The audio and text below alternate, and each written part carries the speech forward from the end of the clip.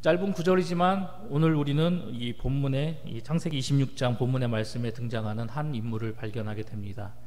그 인물은 우리가 익히 잘 알고 있는 이삭입니다. 이삭은 우리가 아는 것처럼 이 아브라함 그리고 이삭, 이 야곱이라는 이 3대 족장 중에 한 사람이 바로 이삭입니다.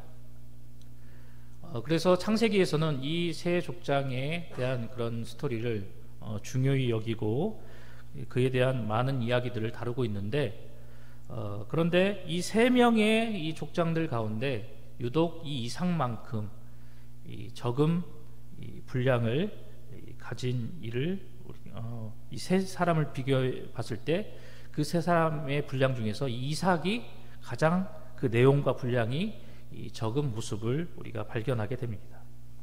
아브라함이라든지 이 야곱에 대해서는 많은 이야기와 사건들이 기록되어져 있지만 유독 이 이삭에 대한 그 사건과 그런 내용들은 그리 많이 기록되어 있지 않은 모습을 보게 됩니다.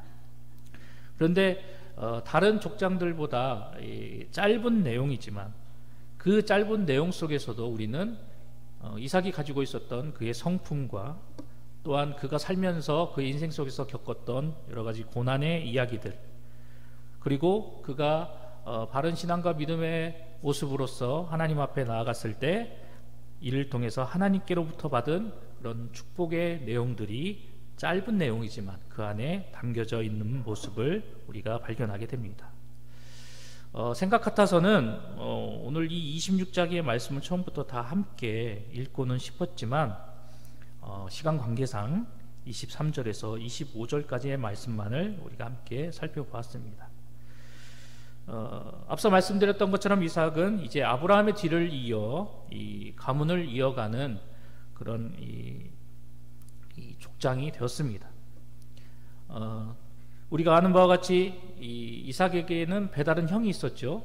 바로 이스마엘이라는 형이 있었습니다. 이스마엘은 이삭보다도 먼저 태어났지만 이 적자가 아니었기 때문에 이 서적자로서 그가 이 아브라함의 가문의 족통을 이어받을 수 없었고, 또한 하나님도 그를 적자로 인정하지 않으셨고 이삭을 이 대를 이을 적자로 인정하셨기 때문에 이삭은 하나님으로부터 이 대를 이을 이 정통 후계자로 인정을 받아서 아브라함의 뒤를 위해서 가문을 이끌어 나가는 그런 모습을 우리가 살펴보게 됩니다.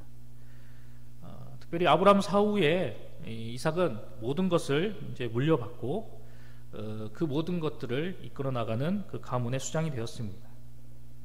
하나님께서 주신 이 복으로 인해서 자신의 아버지 때부터 많은 복을 받았기 때문에 그가 물려받은 재산은 성경에는 정확히 기록되어 있지는 않지만 생각해 보았을 때 아마 어마무시하지 않았을까, 그런 생각을 해보게 됩니다. 이러한 이삭의 상황을 오늘날 표현으로 짧게 이야기해 본다면 금수저 이삭, 재벌 2세 이삭 이렇게 표현할 수 있지 않을까라는 생각을 해보게 됩니다. 그런데 이렇게 하나님께서 축복하심으로 아버지 때부터 많은 복을 받은, 그리고 이를 통해서 많은 부와 힘을 축적하게 된 그런 이삭이었지만 그런 이삭보다도 더 큰 부와 힘을 지닌 자가 있죠. 우리가 말씀을 살펴보지는 않았지만 오늘 26장 이 앞부분의 내용들을 살펴보면 바로 당시 그랄에 있었던 이 팔레스타인 지역에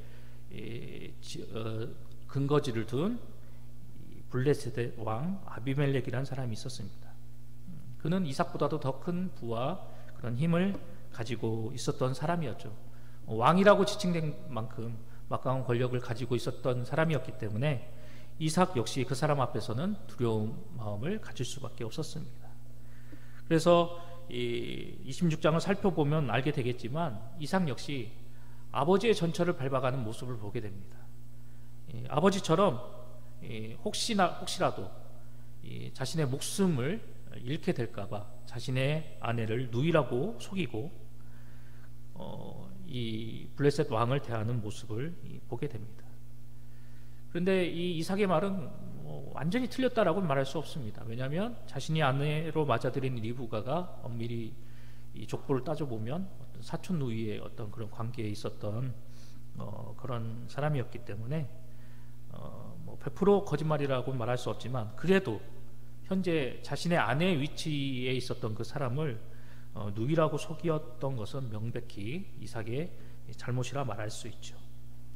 그런데 아브라함 때와는 달리 이 이삭 때 이 아비멜렉은 다행히 이 이삭 부부의 애정 행각을 보고 저들이 보통 관계가 아니구나 라는 것을 발견하고 이삭이 자신을 속였다라는 것을 알게 되어서 그를 크게 꾸짖는 모습이 이 8절로 10절까지 말씀이 기록되어져 있습니다. 그런데 이렇게 우여곡절 많은 그런 상황 속에서 이삭이 이렇게 살아가고, 특별히 현재 뭐 자신이 사들인 자신의 어떤 소유의 그런 땅에서 살아가고 있는 것이 아닌 이삭은 현재 남의 땅에 빌부터 살아가고 있는 그런 상황에 처해 있었습니다. 그런 상황 속에서 자신의 목숨을 부지하기 위해서 아내를 누이라고 속였다라고 그것을 속임으로 인해서 이 블레셋의 왕 이 아비멜렉에게 큰 꾸짖음을 당하기도 했지만, 이러한 상황 가운데서도 불구하고 이삭은 하나님께로부터 큰 복을 받는 모습을 우리가 발견하게 됩니다. 12절과 13절 말씀을 살펴보면 이삭이 그 땅에서 농사하여 그의 100배나 얻었고 여호와께서 복을 주심으로 그 사람이 창대하고 왕성하여 마침내 거부가 되어 라고 이야기하고 있습니다. 그렇지 않아도 아버지 때로부터 하나님께로부터 엄청난 복을 받아서 많은 이 부를 축적하고 있었던 상황이었는데, 그런데 여기에 하나님이 또 복을 더하여 주셔서 13절 마지막처럼 마침내 거부가 되었다라고 이야기를 하고 있습니다. 완전히 엄청난 알부자가 되었다는 얘기죠. 그런데 여기서 우리가 생각해 보아야 할 것은 현재 이삭이 어디에 있냐라는 것입니다. 앞서 말씀드렸던 것처럼 이삭은 현재 자신 소유의 땅에 있었던 그런 위치가 아니었습니다. 이 블레셋이라는 남의 나라 땅에서 빌부터 살면서 겨우 목숨을 연명하면서 살고 있었던 그런 상황이었습니다. 그런데 그런 상황 속에서 농사를 해서 100배의 수익을 얻었다라고 얘기를 하고 이를 통해서 거부가 되었다라고 이야기를 합니다. 그런데 여기서 우리가 더 깊이 생각해 봐야 할 게 뭐냐, 이 상황을 맞이하기 전에 그때 당시의 상황이 어떠했냐라는 것이죠. 이삭이 농사를 지어서 100배의 이익을 누릴 때에는 그 땅에 흉년이 들었던 때였습니다. 즉 다른 사람들은 농사가 안 되고 먹을 것이 없어서 굶주림에 허덕이는 그런 시기에 유독 이삭만이 농사를 지어서 100배의 이익을 냈다라는 것이죠. 우리가 이 두 가지의 사항을 면밀히 생각해 보고 오늘 말씀을 봐야 된다는 거죠. 또한 이 말씀을 생각해 볼 때 우리가 또 깊이 생각해 보아야 할 게 뭐냐, 이삭의 주 종목이 뭐였냐라는 것이죠. 군대 용어로 얘기하면 주특기가 뭐였냐라는 것이죠. 자, 아브라함 때부터 이 가문이 생계를 위해서 주로 해왔던 그 일이 무엇이었을까요? 목축업이었습니다. 가축을 키웠던 사람이었어요. 목축업을 했던 사람이 농사를 지었다라는 거예요.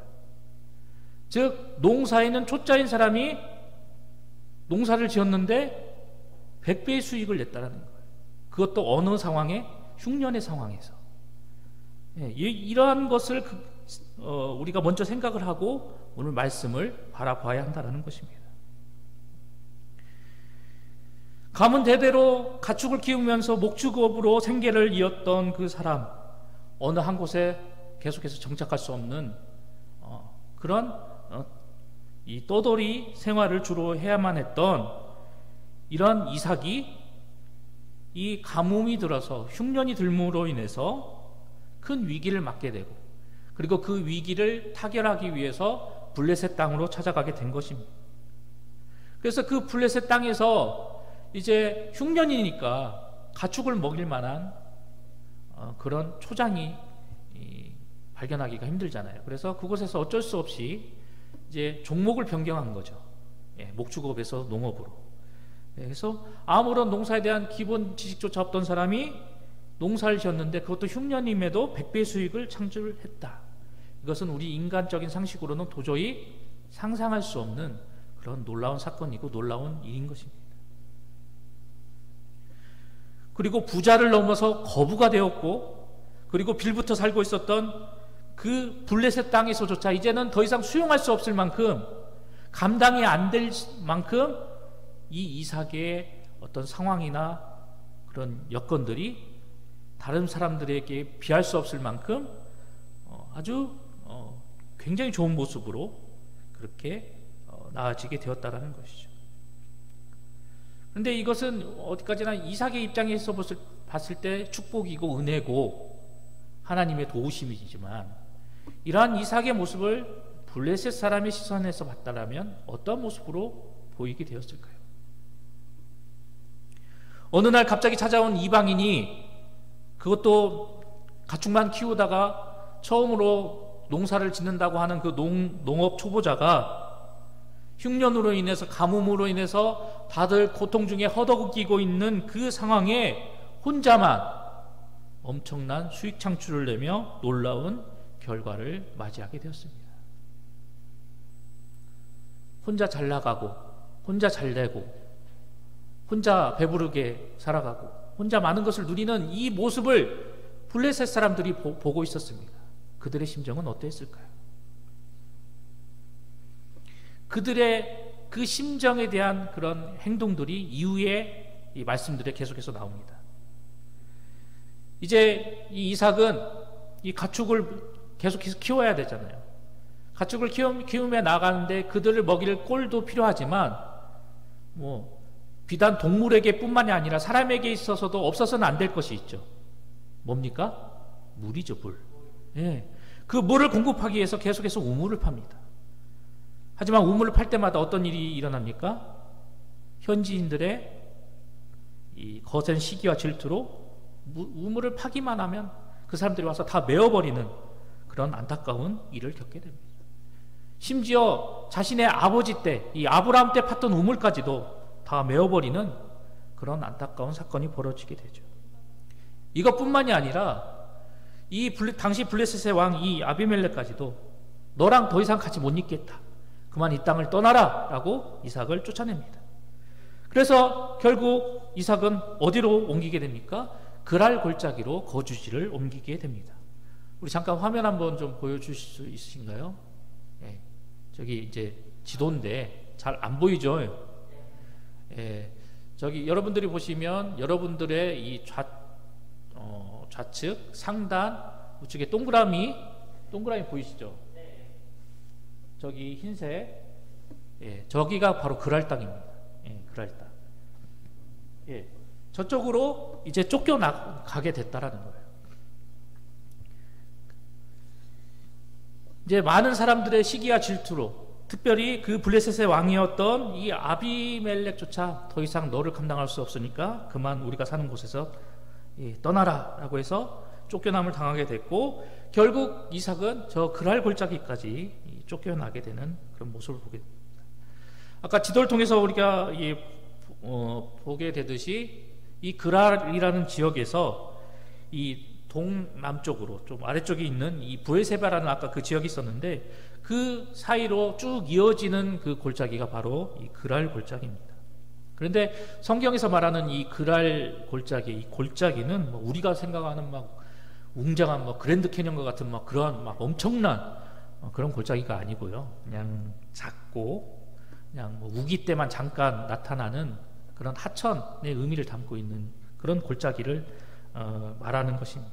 그래서 이스라엘의 우기, 그러니까 10월부터 4월까지가 우기라고 하는데, 그때 비가 많이 내렸을 때만 하천이 흐르는 그런 이 간헐천에 해당되는 지역이었는데, 그러다 보니 이곳 역시 이 물 사정이 그렇게 녹록지 않은 그런 지역이었습니다. 그래서 이 쫓겨나고 이제 모든 어떤 것들을 자신 스스로가 해결해야 되는 그런 상황이기 때문에 그곳에서 자신에게 딸린 어떤 뭐 처자식이나 종들뿐만이 아니라 자신들이 키우는 그런 가축까지도 먹여 살리기 위해서 그곳에서 계속해서 우물을 파나가기 시작합니다. 자, 그런데 중요한 것은 그 고랄 골짜기에서도 우물을 팔 때마다 현지인들의 방해를 받게 됩니다. 우물을 파나가지만 그곳에서 먼저 목축업을 하고 있던 현지인들에게 의해서 계속해서 그 우물이 메워지는 안타까운 상황을 겪게 되죠. 그런데 여기서 우리가 다시 한번 깊이 생각해 보아야 할 게 뭐냐면, 우물을 파는 그 일이 오늘날 같이 우리가 생각하는 것처럼 그렇게 쉬운 일이 아니라는 거죠. 요즘은 그냥 우물 판다고 하면 그냥 뭐 중장비 하나 쏙 갖고 와가지고 여기 파면 물이 나올 것 같아 하면 이제 그 지점에다가 하면 금방 하면 뚝딱 물이 나오잖아요. 그런데 이 당시에 우물을 판다라는 것은 모든 것을 사람의 손으로 다 해결해야만 하는 그런 어려운 상황 속에서 우물을 팠다라는 것이죠. 계속해서 뭐 5m건 10m건 땅을 파들어 갔다가 물이 안 나오면 어떻게 할까요? 여기가 아닌 게벼? 하고 또 다시 옆에 또 열심히 파고, 언제까지? 물 나올 때까지. 그렇게 힘들게 해서 얻어지는 우물이 그때 당시의 우물이었죠. 그런데 그렇게 힘겹게 얻은 우물을 빼앗기거나 그 애쓰게 판 우물을 다시 메움을 당하는 그런 안타까운 상황을 겪게 되었다는 것입니다. 자, 여러분이 정말 오랜 시간과 공을 들여서 어렵게 수맥을 발견하고 그곳에 우물을 팠어요. 그런데 어느 날 갑자기 이상한 사람이 나타나서 나 너 마음에 안 들어. 이유 같지 않은 이유로 시비를 걸면서 우물을 메워버렸어요.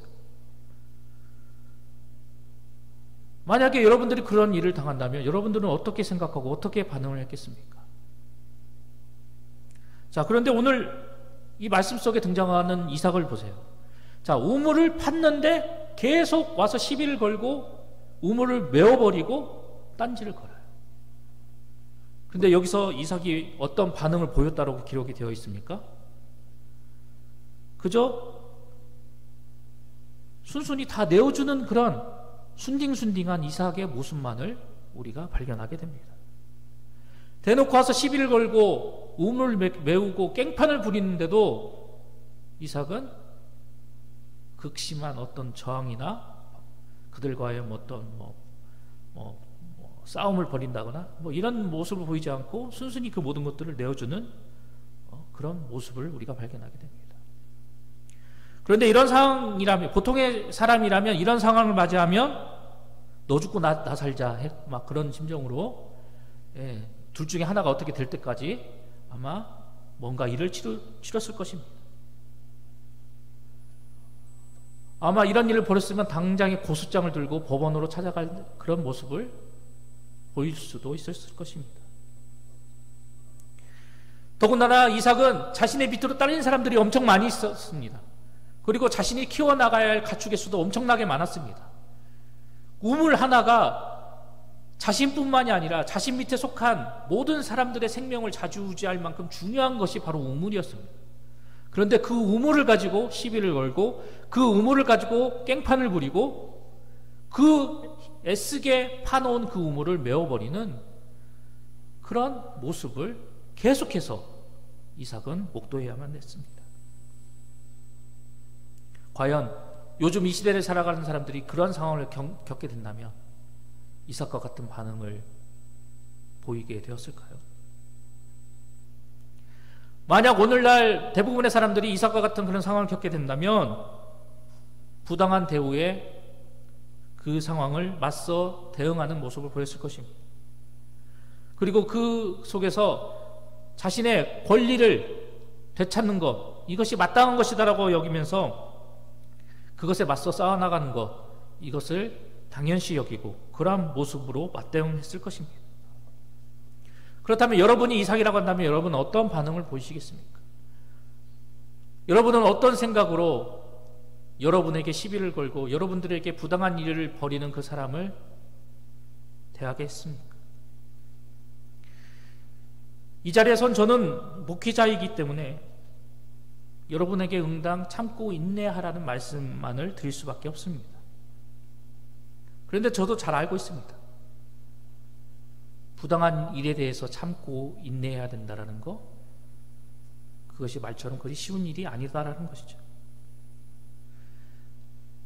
사소한 일 하나조차도 참고 넘기는 것 쉬운 일이 아닙니다.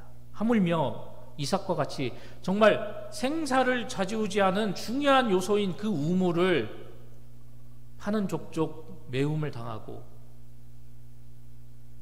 그리고 그 우물을 넘겨줘야 하는 그런 상황을 겪게 됐을 때 그것을 참고 인내한다라는 것, 그것은 결코 쉬운 일이 아니다라는 것이죠. 때문에 저는 여러분들에게 다르게 권면하고 싶습니다. 먼저 여러분의 각자의 삶의 영역 속에서 정말 여러분이 맥시멈으로 내가 여기까지는 내가 참을 수 있다, 내가 여기까지는 봐줄 수 있다, 내가 여기까지는 나는 관대하다 라고 포용할 수 있다, 할 수 있는 그런 영역을 정하십시오. 기준을 세우십시오. 그래서 그 영역 안에서 최소한 내가 참고 인내할 수 있는 일들을 하나씩 하나씩 실행해 나가는 겁니다. 이제 그 삶의 영역 속에서 그 영역을 이제 우리의 신앙과 믿음의 영역까지도 넓혀서 내 신앙 안에서도, 그리고 내 믿음 안에서도 내가 참고 인내하고 수용할 수 있는 그런 부분들이 무엇인가를 먼저 생각하고 그것에 대해서 계획을 세우고, 그것을 이루기 위해서 나는 어떻게 행동하고 어떻게 노력할 것인가에 대해서 조금씩 조금씩 노력해 나가는 모습을 여러분들의 삶 가운데서 나타내기를 이 시간 권면해 드리고 싶습니다. 무엇보다도 여러분의 삶의 영역뿐만이 아니라 여러분의 신앙과 믿음의 영역 안에서 오늘 이삭과 같이 내가 뭔가를 해보려고, 내가 무언가를 해결해 보려고 아등바등 애쓰고 힘쓰고 노력하는 것이 아니라 이 모든 것들을 전적으로 하나님께 맡기고 하나님께 의탁하고 하나님께서 해결해 주시기만을 간구하는 모습으로 나아가는 그런 신앙인의 삶을 살아가라고 여러분들에게 권면해 드리고 싶습니다. 잠깐 사담을 한다면 저 역시 예전에 어떤 사역지에서 너무나 힘든 시기를 보낸 적이 있었습니다. 어떤 사건이나 사고나 어떤 환경 때문에 힘든 상황을 겪은 게 아니라 바로 사람 때문에 힘든 일을 겪었습니다. 그것도 같이 이 사역을 하는 그 사람으로 인해서 너무나도 힘든 시기를 보낸 적이 있었습니다. 같은 부교역자임에도 불구하고 이것으로 같은 부교역자이고 같이 협력해서 담임 목사님을 도와서 이렇게 사역을 해나가는 그런 상황임에도 불구하고 그러한 상황 속에서 겪게 되는 어떤 부당함, 억울함, 이것으로 인해서 겪게 되는 어떤 심적 괴로움과 고통들, 이것이 너무 크다 보니까 이제 사람이 우울해지기 시작하고 어떤 우울 증상을 나타내는 그런 모습까지도 경험한 적이 있었습니다. 정말 성격 같았으면 그냥 원래 성격대로 대응하고, 그리고 그 부당함에 대해서 잘못된 것임을 이야기하고 맞서 싸워나가고 싶지만 교회에 속한 몸이고, 그리고 목사님을 도와서 사역을 해나가야 하는 위치에 있었기 때문에 성도들에게 좋지 않은 영향을 끼칠까봐, 그리고 교회에 악영향을 끼칠까봐, 더군다나 이러한 모습을 통해서 하나님께 영광 돌리지 못할까봐 그저 아무 소리도 내지 못하고 묵묵히 참고 잠잠하고 인내했던 그런 시절이 있었습니다. 그런데 더 저를 좌절케 했던 게 뭐냐면, 제가 그렇게 아무 반응도 없고 아무 소리도 내지 않고 잠잠히 있다 보니까 그런 저를 보고 무능한 목회자, 천하의 못된 목회자, 이런 소리까지 듣게 되었습니다. 그 소리를 듣는 순간 그냥 한번 멱살 잡고 한번 싸워볼까? 내가 왜 이렇게 억울한 소리를 들어야 되지? 엄청난 분노가 치밀어 올랐습니다. 그런데 지금 돌이켜보면 하나님의 은혜인데, 만약 내가 그렇게 하면 정말 흙탕물 싸움을 일으키면 성도들에게 덕이 되지 않고 하나님께 또 영광을 돌리지 못하니까 좀만 더 참자. 많은 인격 모독의 그런 말들을 들어가면서도, 그리고 최소한의 건들지 말아야 할 부분까지도 건들며 오는 그 사람 앞에서도 묵묵히 그 순간을 참고 견뎠습니다. 제가 그렇게 참고 견딘 이유는 오직 하나였습니다. 그것은 바로 하나님 때문이었습니다. 내가 여기서 조금 내 성질을 드러내면, 내가 여기서 조금만 반응을 보이면 그것으로 인해서 하나님의 영광을 가리우기 때문입니다. 그래서 부당함에 항변하고 싶지만, 분노의 마음을 표출하고 싶지만, 만약 내가 그렇게 했다면 하나님께로 돌려줄 영광이 가려지기 때문에 그 모든 것들을 묵묵히 참고 견디고 인내해야만 했었습니다. 그런데 이렇게 묵묵히 참고 견디고 인내했더니 하나님께서는 그 모든 상황을 반전시켜 주셨습니다. 가만히 아무 소리도 않고 잠잠히 있고 무능한 자라고, 그리고 못된 목회자라고 소리를 듣던 그 사람을 하나님은 능력 있는 자로, 사람들에게 인정받는 사람으로 그 상황과 환경을 반전시켜 주셨습니다. 그동안 저를 향한 모든 뒷담화, 뒷공작, 많은 것들이 있었지만 그 모든 것들이 한순간에 뒤바뀌어지는 그런 상황을 만들어 주셨습니다. 그리고 제가 맡아서 해나갔던 그런 업무나 그런 사역들이 하나님의 은혜로 좋은 결과를 맺는 그런 모습을 보이게 하셨습니다. 이후에 제가 그곳에 사역을 마치고 이제 제가 했던 일들을 그곳에 여전히 남아있던 그 사람들이 똑같이 맡아서 진행을 했지만, 사이즈를 축소하고 좋은 환경 속에서 똑같은 일을 했음에도 좋은 결과를 낳지 못했다라는 그런 내용들을 나중에 그 교회의 성도님을 통해서 듣게 되었는데, 이를 통해서 하나님의 인도하심과 역사하심이 어떠하신가를 다시 한번 깨닫는 그런 순간이었습니다. 그렇다면 이러한 모든 상황을 이렇게 나은 모습으로, 반전의 상황으로, 기가 막힌 상황으로 이끌어 나가시는 분이 누구십니까? 바로 우리가 믿는 하나님이시라는 것이죠. 제가 능력이 출중해서, 머리가 기가 막히게 똑똑해서 그 모든 상황을 그렇게 정말 요즘 표현으로 기깔나게 그렇게 제가 바꾸었을까요? 저는 아무런 능력도 없습니다. 그렇게 뛰어난 지식을 가진 사람도 아닙니다. 그렇다면 그런 모든 상황을 아름답게 반전시켜 변화시킨 분이 누구십니까? 그분은 바로 전지전능하신 하나님이십니다. 그 하나님의 놀라운 은혜를 체험한 다윗 역시 시편 23편의 말씀을 통해서 우리에게 이와 같이 고백을 하고 있습니다. 주께서 내 원수의 목전에서 내게 상을 차려주시고 기름을 내 머리에 부으셨으니 내 잔이 넘치나이다. 하나님의 영광을 위해서, 하나님의 이름을 드높이기 위해서 나를 내려놓고 나를 죽이고 모든 것을 참고 인내하며 나아가는 사람에게 다윗의 고백과 같이 그 사람의 잔을 채워 넘치게 해주시는 하나님의 은혜가 임하게 된다라고 성경은 우리에게 교훈하고 있습니다. 인간적인 감정, 인간적인 방법으로 반응하고 맞대응하고 멱살잡이하고 분노를 표출했다라고 한다면 이삭은 오늘 성경에서 자신이 누리게 되는 그런 놀라운 은혜를 경험하지 못했을 것입니다. 그리고 저 개인의 신앙의 그 역사 속에서도 제가 그 시기 속에서 만약에 인간적인 방법과 모습으로, 감정으로 모든 것들을 맞대응하고 그렇게 표현했다라고 한다면 하나님이 저를 그렇게 기가 막힌 상황으로 이끌어 주시지는 않았을 것입니다. 오늘 본문 속의 이삭을 다시 한번 살펴보시기 바랍니다. 열심히 우물을 파는 족족 빼앗기고 매움을 당하고 그리하였음에도 불구하고 그 자신들에게 시비를 걸고 생떼를 부리는 그 사람들에게 분쟁하거나 그 우물에 대한 소유권을 주장하거나 그들과 다투지 않았습니다. 계속된 그들의 시비와 못된 행동 앞에서도 묵묵히 참고 견디고, 우물이 메워지면 또 다른 우물을 파고, 이 우물이 메워지면 또 다른 우물을 파고, 계속해서 참고 견디고 인내했더니 결국 시비를 걸던 현지인들마저도 자신들의 악행을 멈추고 이삭은 결국 새로운 우물을 얻게 되었습니다.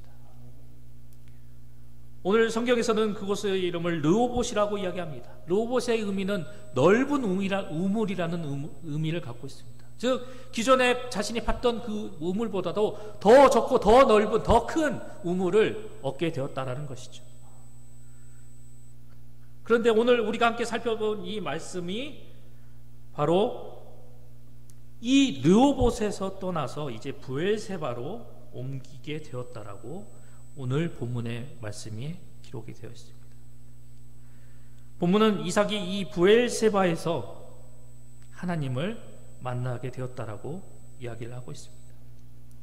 그 브엘세바에서 이삭을 만나주신 하나님은 그동안 여러 가지 일련의 사건을 통해서 마음 상하고 고통당하고 괴로움당했던 상하고 찢긴 이삭의 마음에 평강을 더해 주시고 위로를 더해 주셨습니다.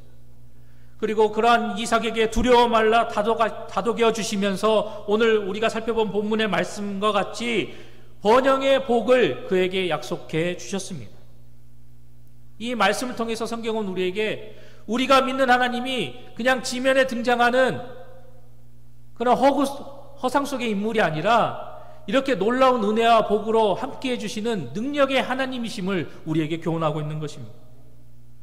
성경은 우리에게 하나님의 다양한 모습을 소개하고 다양한 모습을 보여주고 있지만 오늘 저는 이 이삭을 통해서 그 다양한 하나님의 모습 중에 한 단면의 모습인 위로하시는 하나님의 모습을 여러분에게 소개하고자 했던 것입니다. 부디 바라는 것은 이곳에 계시는 여러분 모두가 바로 이 위로의 하나님을 만나시는 그런 경험을 하시기를 소망합니다. 우리에게 주어진 인생의 길을 걸어갈 때 때로는 꽃길을 걸어갈 때도 있습니다. 하지만 때로는 가시밭길을 걷는 상황을 하기도 됩니다. 어쩔 때는 좋은 소리, 칭찬, 입에 발린 많은 소리를 들을 때도 있습니다. 하지만 한편으로는 나를 모함하고 나를 조롱하고 비웃는 그런 가슴 아픈 소리를 들을 때도 있습니다. 근거 없는 시기와 질투를 받아야 할 때도 그런 때를 경험하기도 할 것이고 또한 이유 없이 내침을 당할 가슴 아픈 순간을 맞이하게 될 수도 있을 것입니다. 하지만 우리가 분명히 기억해야 할 것은 그런 상황 때마다 우리는 하나님을 만나야 한다는 사실입니다. 오늘 제가 여러분에게 소개하는 이 위로하시는 하나님, 그런 상황과 그런 순간, 그런 시기를 우리가 맞이할 때마다 오늘 이삭이 만났던 이 위로하시는 하나님, 그 하나님을 여러분도 만나시기 바랍니다. 우리가 생각하는 것 이상으로 그거 놀라운 일을 행하시는 하나님, 우리에게 기가 막힌 반전의 상황을 맛볼 수 있도록 모든 상황을, 모든 여건을 이끌어 나가시는 그 하나님을 여러분의 삶의 현장 속에서 체험하시라는 것입니다. 그러기 위해서는 그 하나님께 모든 것을 맡기고 그 하나님이 주시는 위로와 평강을 기대해야만 합니다. 앞서 말씀드렸던 것처럼 하나님은 원수의 상 앞에서 우리에게 놀라운 은혜와 복의 상을 베풀어 주시고 내 잔이 넘치도록 채워주시는 분이 바로 우리가 믿는 하나님이십니다. 그 하나님을 통해서 놀라운 은혜와 복을 받은 사람이 바로 오늘 본문에 등장하고 있는 이삭입니다. 이후에 어떤 일이 벌어집니까? 자신을 쫓아냈던 사람, 자신을 시기하고 자신을 멀리했던 그 블레셋의 왕 아비멜렉이 찾아옵니다. 그리고 이삭에게 화친을 맺자고 요청합니다. 그 다음에 그가 한 말이 또 가관입니다. 28절 하반절의 말씀을 보면 많은 말을 막 주절주절하고 내가 너한테 찾아온 이유는 네가 여호와 하나님께 복을 받은 사람이기 때문에 내가 이렇게 하는 것이다. 이 블레셋의 왕 아비멜렉이 이 이삭을 하나님께 복을 받은 사람이라고 인정을 하고 있는 것입니다. 사랑하는 봉산교회 청년 여러분, 그리고 성도 여러분, 어떠한 상황 속에서 묵묵히 참고 그 상황 속에서 인내하며 나아가는 것 매우 어렵고 힘든 일입니다. 그럼에도 여러분들에게 권면하는 것은 그래도 참고, 그래도 견디고, 그래도 인내하시라는 말씀입니다. 우리가 하나님 앞에서 그런 모습으로 나아갈 때 이삭에게 행하셨듯이 동일하게 여러분들을 위로하실 것이고, 이삭에게 보여주셨듯이 여러분들에게 동일한 은혜와 복을 보여주시고 나타내실 것입니다. 오늘은 부활절입니다. 사망 권세 죽음을 이기시고 부활하신 예수님과 그분의 주신 부활의 소망에 감사하며 보내며 나아가는 주일이 바로 부활주일입니다. 바라기는 죽음을 이기시고 승리하신 예수님처럼 이곳에 앉아있는 여러분 모두가 그 주님의 승리를 따라 여러분의 각자의 삶 속에서 신앙의 승리, 믿음의 승리를 맛보는 여러분 모두가 되시길 소망합니다. 그 승리의 삶으로 나아가는 첫걸음은 바로 나의 모든 것을 하나님께 맡기고 의탁하는 것입니다.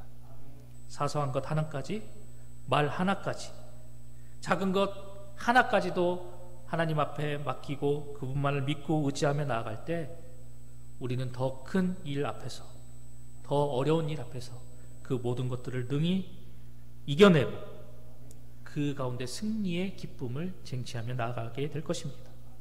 새로운 한 주 믿고 의뢰하고 신뢰하는 자에게 승리를 허락하시고 모든 것을 선한 것으로 반전시키는 그 반전비 넘치는 하나님을 온전히 체험하고 경험해 나아가는 여러분 모두가 되시기를 간절히 소망합니다.